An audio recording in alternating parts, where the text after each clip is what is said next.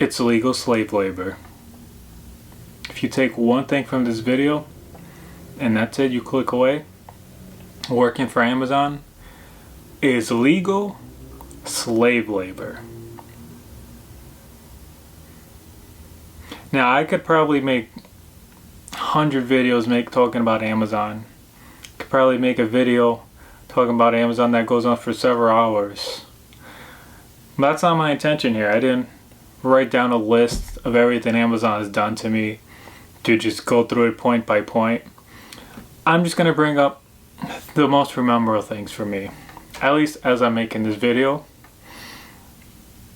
Amazon has people who are paid to talk to the media. Amazon has highly trained professionals who are paid, and it's their job to talk to the news, to cover up stories, to make Amazon sound better than it is, to deny things about Amazon that are true but make them sound bad. They have highly trained professionals, and I've actually met with one of these people. And this isn't like some story that I'm just making up out of nowhere. When I was working for Amazon, I did a lot of jobs there. I was probably the most trained person in that building to do the most amount of jobs. And I'm not talking about managerial level, I'm talking about ground level.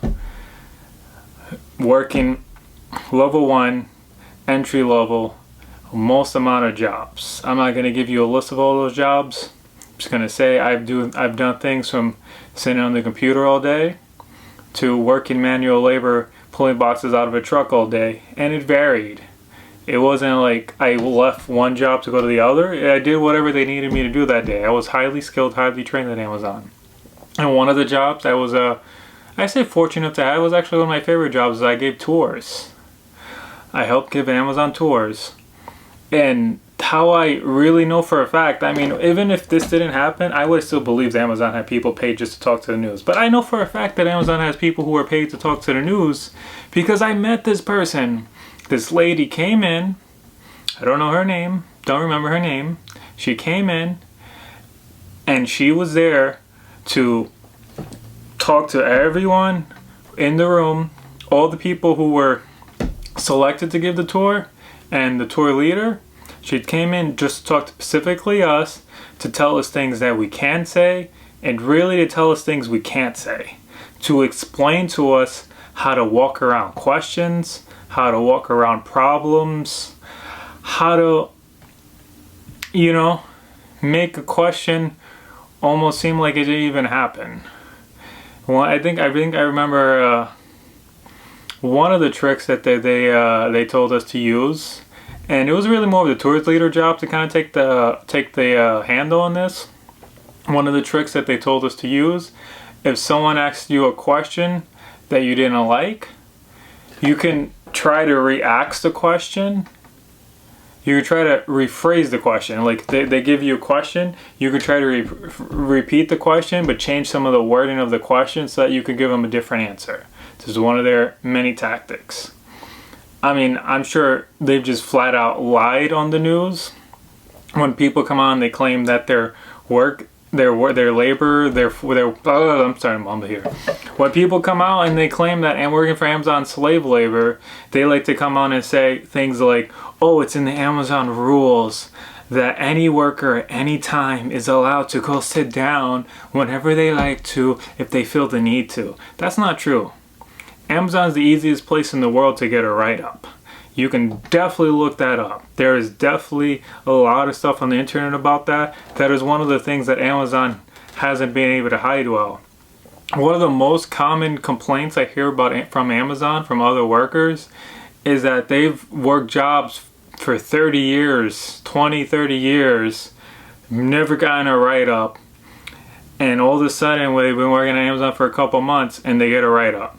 And how does this work? Amazon computer, it's legal slave labor because they computer track everything you do, every second of the day. The computer tries to say how much time you wasn't working and how much time you was working. And this isn't a perfect system, it's just a computer saying what's going on. For example, the way this would work is when you put a product on the shelf, you have to scan that product on the shelf. And then it says, okay, at this time, you put that product on the shelf. And then 2 minutes later, it says you put another product on the shelf over there.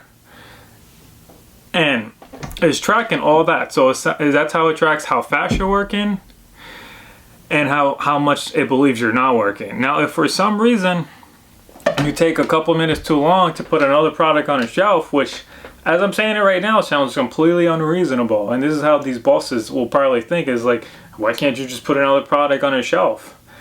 These shelves are full. These shelves are overcrowded. These shelves are above capacity. We would put stuff on shelves above capacity. They're a complete mess. Amazon, the inside of Amazon is a complete mess.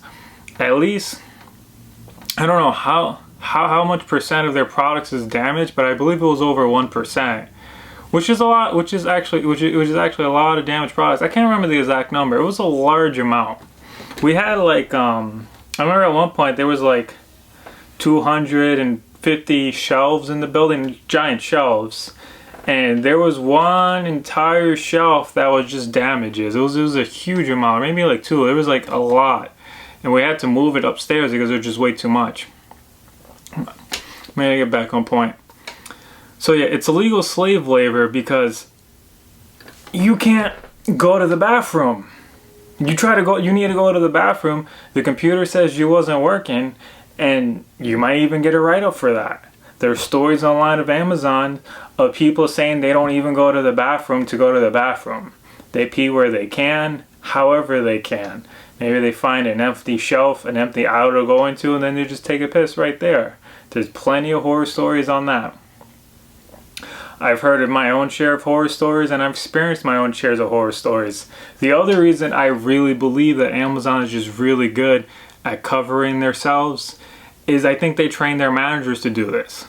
I have tried so hard to bring up so many of my problems to so many different managers at Amazon, and I have found such a consistency with nothing happening. And this kind of led into the biggest reason when I quit. It was just one problem that really just like, I couldn't take this anymore. And it had to do with pallets.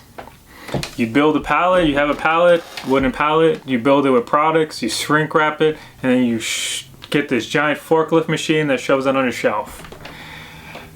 And because everyone's rushing, everyone's on rate, everyone doesn't want to get a write-up, everyone doesn't want to get time off tasks, it's very common for these pallets to not come well wrapped, to come stacked up really high, and it causes a dangerous scenario for the person who's on the forklift who has to lift that thing possibly 30 feet in the air for a whole bunch of products to come crashing down who knows where.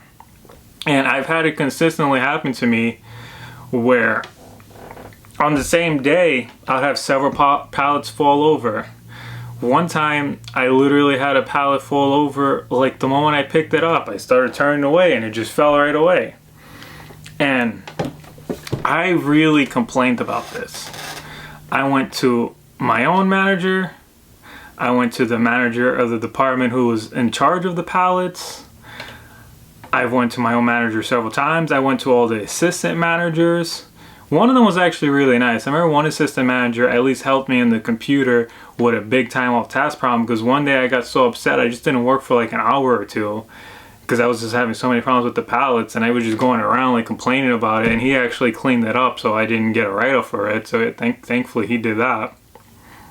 I went to their managers above them, I went to the managers above them, I went to the managers above them, and again, and at the next level, the actual building manager, I tried to go to see him, he refused to see me. He was actually supposed to talk with me. Human Resources actually scheduled a meeting for me to go speak to him. And they didn't just do this. Human Resources didn't just say, oh, you should go talk to the head manager. No, first Human Resources scheduled a meeting for me to speak with them so that they can see what's going on. And after this meeting they had with me, they scheduled a meeting for me to speak with the building's head manager. He refused to do the meeting. He threw it off to the guy under him. And this is a very weird meeting for me. When I was in human resources, it was just like I was bringing up point after point after point, and human resources was like, oh my god, like I didn't even understand that it's like this crazy. And he's like, you need to go speak to him. And then when I go speak to the guy who I actually do speak to, he was such an expert at just making me feel like my points were invalid. And like, even though like I had all this momentum building up for like weeks and weeks and weeks, like I'll get into that. All the people I went up to, I went to the safety department. There's a safety department. Think if anyone's gonna help you, safety would do it. I spoke to several different people at safety. Nothing happened. I think I mentioned it to the learning department. No one else is going to listen. Nothing happened. Mentioned human resources. Human resources, when I went to them, I mentioned them a whole list of problems. So I had like, at the time, I probably had a whole list of like 30 to 50 like horror stories. Like people just started to know that I like to talk out about the problems there. And people would start coming to me, telling me things that happened to them. Because I would also be talking about things that happened to me at Amazon. And then I go to see this manager. And he makes me feel like Amazon is a good place to work, and like my points just aren't invalid, and like he actually really cares about my safety. And he even like somehow like convinced me, like I walked away from the meeting feeling better, but it's really nothing accomplished. And it just kind of amazed me. Like he was so good, at least on a one-on-one situation. I noticed that too, that if you're someone who works for Amazon, and you're having this problem dealing with your managers because they know how to wash it away, engage your manager in a crowd. In a one-on-one conversation, the managers are really good at throwing things off and making you seem like you're wrong. When you engage them in a crowd, if you get several people to try to talk to them at once, especially like if you ask them a question during the meeting, it's a lot harder for them to play with you. Because there's a lot more people sitting there like, wait, that doesn't sound right to me. And when it's one-on-one, they know how to play with you really well. So yeah, I had whole experience with him. This literal safety problem of him just literally making me feel like it was nothing. I've had another experience with another manager who was I think this guy was actually, at the time he was the head of safety. So it made so much sense for me to talk to him. And he was a manager that I knew pretty well, so I expected it to go well. Now we're on a different manager, and he told me that I should take it up to myself to make sure that those pallets get wrapped well, and I should take them and bring them back. And you know, as the regular worker, this sounds completely freaking ridiculous, because you know, if I'm just working anywhere, maybe I get away, but Amazon, you can't do this. You can't do this at Amazon. My rate's going down. My time off task is going down. I'm gonna get write-ups. I'm not gonna make my rates. I'm gonna get a write-up for that. I'm gonna have time off task. I'm gonna get a write-up for that. You know, I possibly just get fired for looking like a bad worker. Like, you don't do this at Amazon. And you know what? I did it anyway. Freaking did it anyway. I had an actual day where I spent like 2 hours returning pallets that looked horrible. What happened? Didn't go anywhere. Didn't do anything, didn't accomplish. The damn head of safety, whose job, he's like, oh, what am I supposed to do? Stand there all day? I'm like, it's your job to make sure people are safe. You're walking around the building doing paperwork all day, and you're going to tell me at Amazon that you can't go deal with an actual safety problem. Like, maybe you should stand there all day and make sure that people wrap the pallets well. No one can possibly get injured. He literally did not have anything better to do.